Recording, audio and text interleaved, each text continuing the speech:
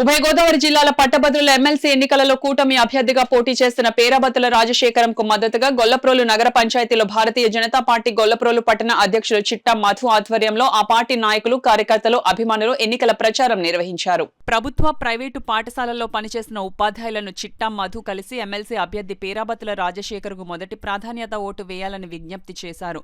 ఈ కార్యక్రమంలో బీజేపీ నాయకులు కర్రి సత్యనారాయణ, మేడసాని కామరాజు, వియ్యపు రాములు, కోసెట్టి అడవిరాజు, బోడకుర్తి వెంకటరమణ, తంగెళ్ల బాబురావు, చీవూరి భాస్కరరావు తదితరులు పాల్గొన్నారు.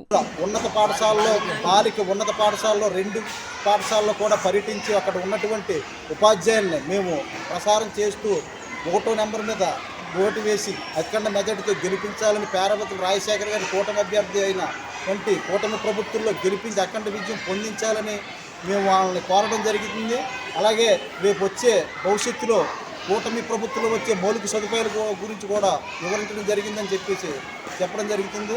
ఇక్కడ ఉన్నటువంటి మేము ఉపాధ్యాయులు కూడా మేము ధన్యవాదాలు చెప్పుకుంటూ ఈరోజు ప్రసారం చేయడం జరుగుతుంది. భారత్ మాతాకి